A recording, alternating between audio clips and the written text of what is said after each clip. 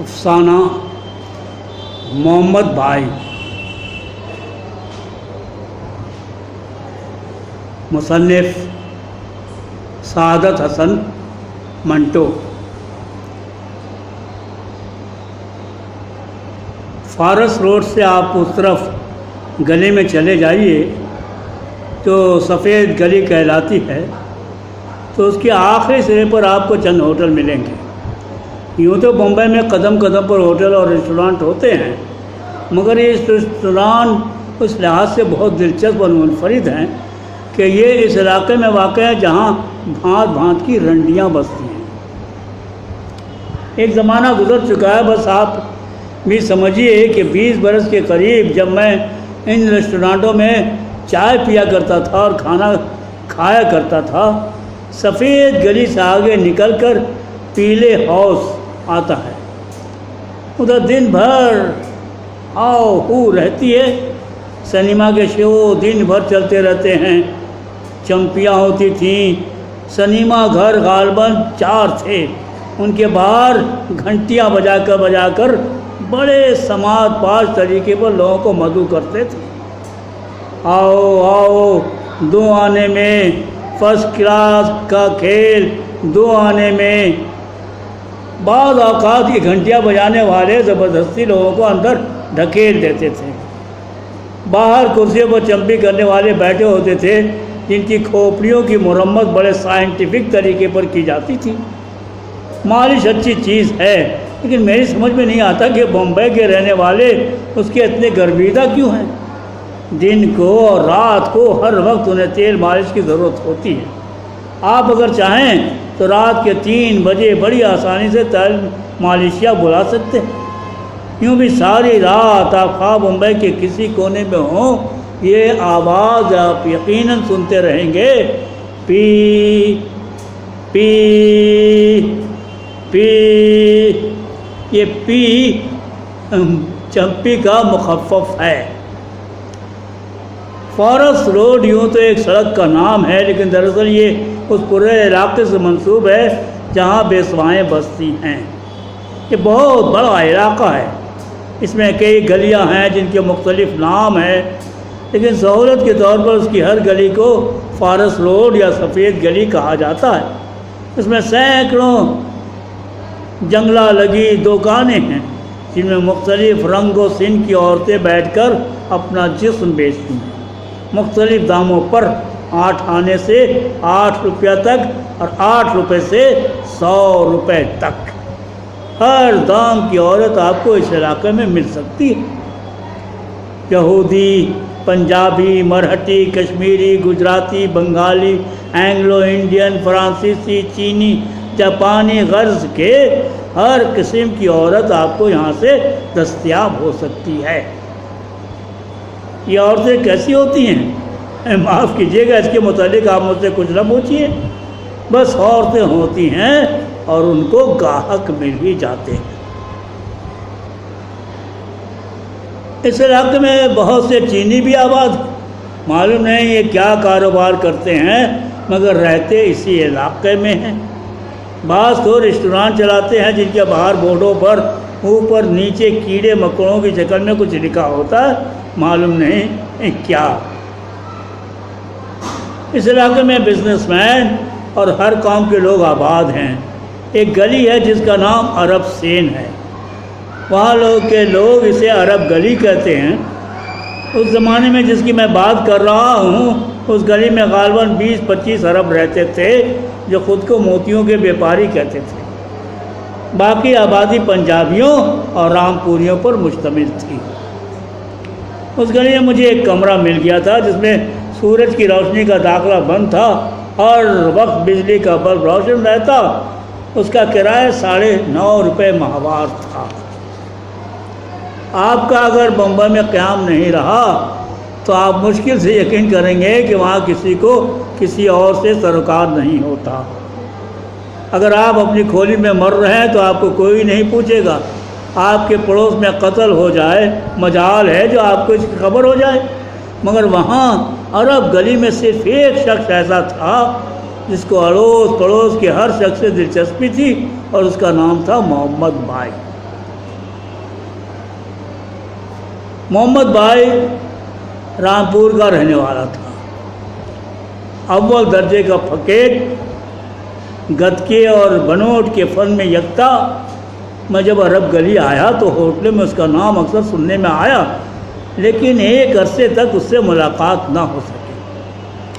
میں صبح سویرے اپنی کولی سے نکل جاتا تھا اور بہت رات گئے لوٹتا تھا، لیکن مجھے محمد بھائی سے ملنے کا بہت اشتیاق تھا، کیونکہ اس کے متعلق عرب گلی میں بے شمار داستانیں مشہور تھیں کہ 20-25 آدمی اگر لاٹھی سے مسلح ہو کر اس پر ٹوٹ پڑے تو وہ اس کا بال تک بیکا نہیں کر سکتے، 1 منٹ کے اندر اندر وہ سب کو چت کر دیتا ہے، اور یہ کہ جیسا چھری مار ساری بمبئی میں نہیں مل سکتا، ایسے چھری مارتا ہے کہ جس کے لگتی ہے اسے پتہ نہیں چلتا، 100 قدم بغیر احساس کے چلتا رہتا ہے اور آخر ایک دم ڈھیر ہو جاتا ہے۔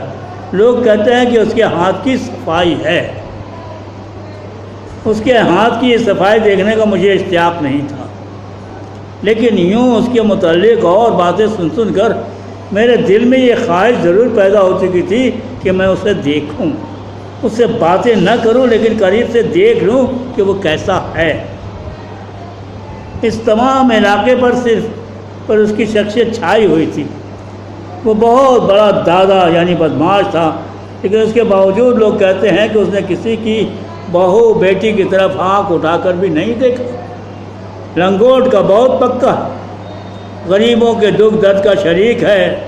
عرب گلی صرف گلی ہی نہیں، آس پاس جتنی گلیاں تھیں ان میں جتنی نادار عورتیں تھیں سب محمد بھائی کو جانتی تھیں، کیونکہ وہ اکثر ان کی مالی امداد کرتا رہتا تھا، لیکن خود ان کے پاس کبھی نہیں جاتا تھا، اپنے کسی خرد سال شاگرد کو بھیج دیتا تھا اور ان کی خیریت دریافت کر لیا کرتا تھا۔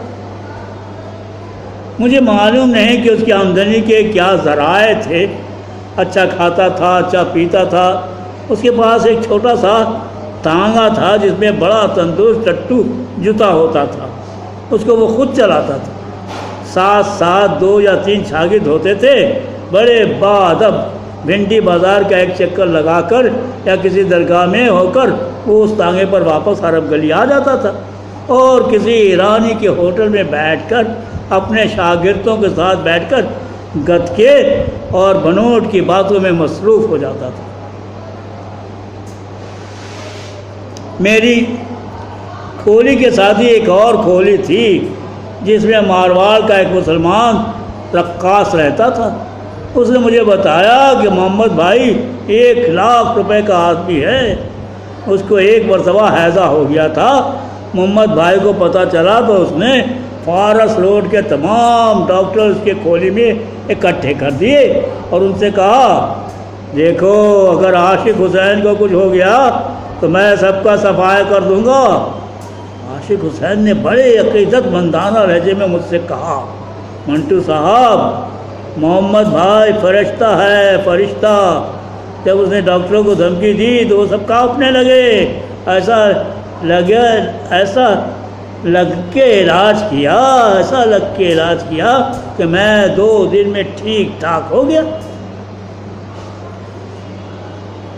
محمد بھائی کے متعلق میں عرب گلی گئے گندے اور واحیات ریسٹورنٹ میں اور بھی بہت کچھ سن چکا تھا۔ ایک شخص نے جو غالباً اس کا شاگرد تھا اور خود کو بہت بڑا کیس سمجھتا تھا، مجھ سے یہ کہا تھا کہ محمد دادا اپنے نیفے میں ایک ایسا آبدار خنجر ہمیشہ الجھ کے رکھتا ہے جو استرے کی طرح شیپ بھی کر سکتا ہے، اور یہ خنجر نیام میں نہیں ہوتا، کھلا رہتا ہے بالکل ننگا، اور وہ بھی اس کے پیٹ کے ساتھ۔ اس کی نوک اتنی تیکھی ہے کہ اگر وہ باتیں کرتے ہوئے جھکتے ہوئے اس سے ذرا سی غلطی ہو جائے تو محمد بھائی کا ایک دم کام تمام ہو کے رائٹ آئے۔ ظاہر ہے کہ اس کو دیکھنے اور اسے ملنے کا اشتیاق دن بدن میرے دل و دماغ میں بڑھتا گیا۔ معلوم نہیں میں نے اپنے تصور میں اس کی شکل و صورت کا کیا نقشہ تیار کیا تھا۔ بہرحال اتنی مدت کے بعد مجھے صرف اتنا یاد ہے کہ میں ایک قوی ہیکل انسان کو اپنی آنکھوں کے سامنے دیکھتا تھا جس کا نام محمد بھائی تھا۔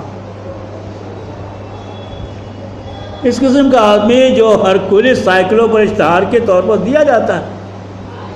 میں صبح سویرے اپنے کام پر نکل جاتا تھا اور رات کو 10 بجے کے قریب کھانے بانے سے فارغ ہو کر واپس آ کر فوراً سو جاتا تھا۔ اس دوران میں محمد بھائی سے کیسے ملاقات ہو سکتی تھی؟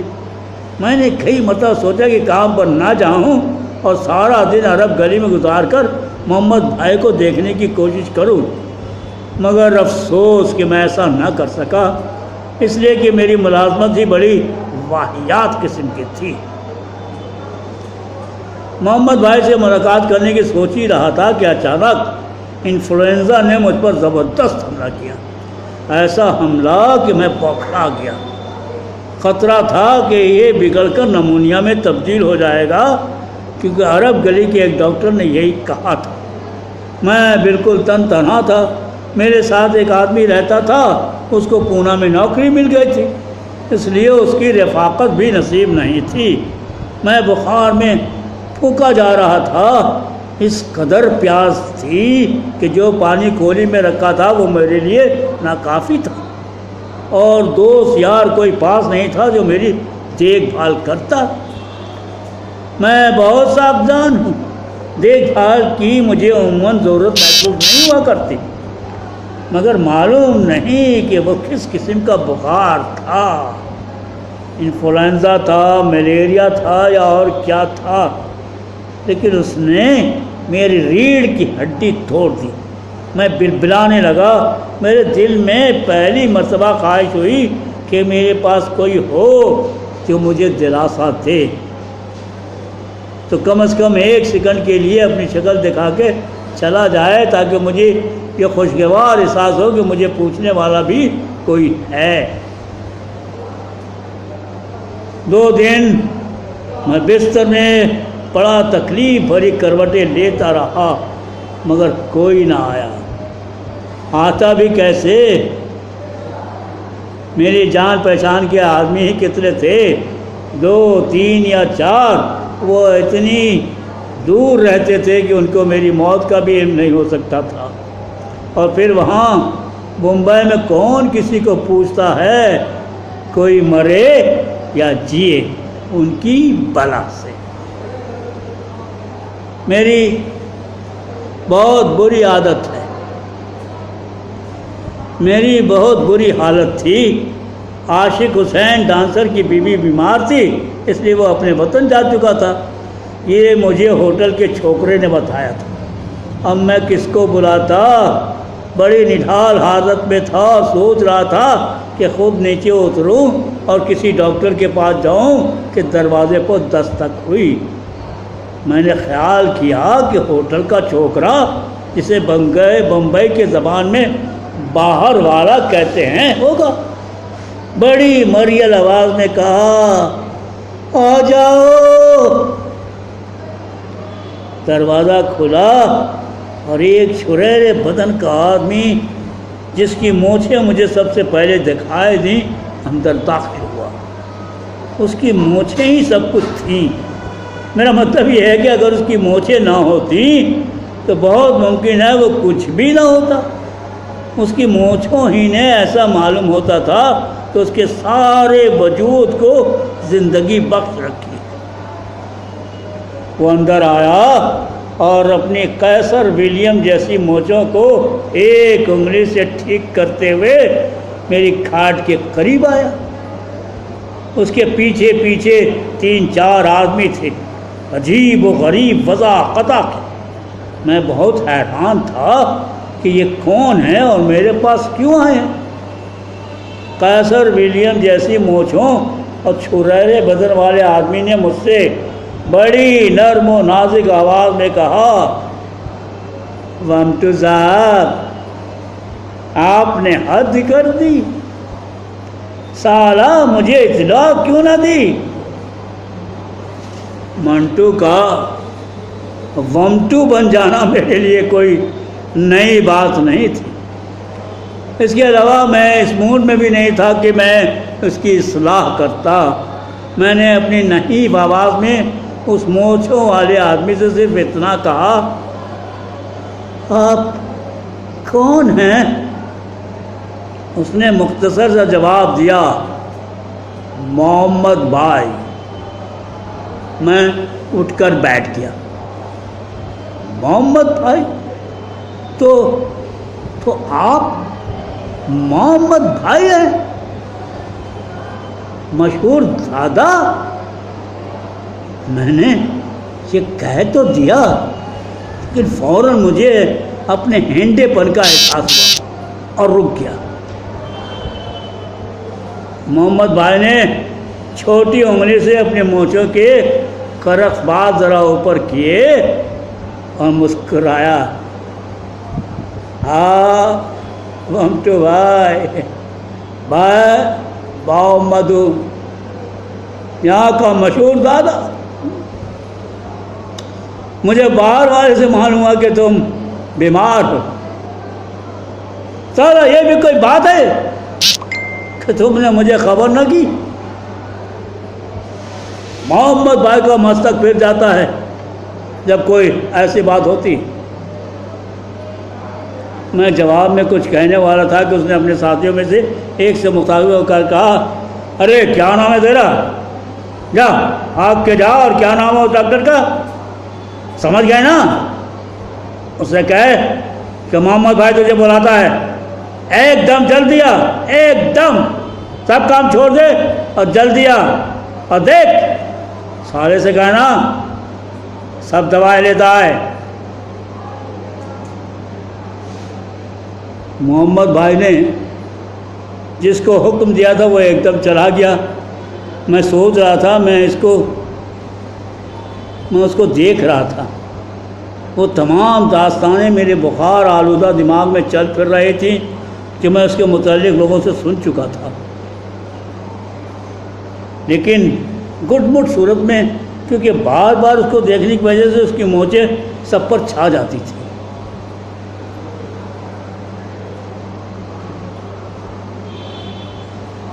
بڑی خوفناک مگر بڑی خوبصورت مونچھیں تھیں، لیکن ایسا محسوس ہوتا کہ چہرے کو، جس کے خد و خال بڑے ملائم اور نرم و نازک ہے، صرف خوفناک بنانے کے لیے مونچھیں رکھی گئی۔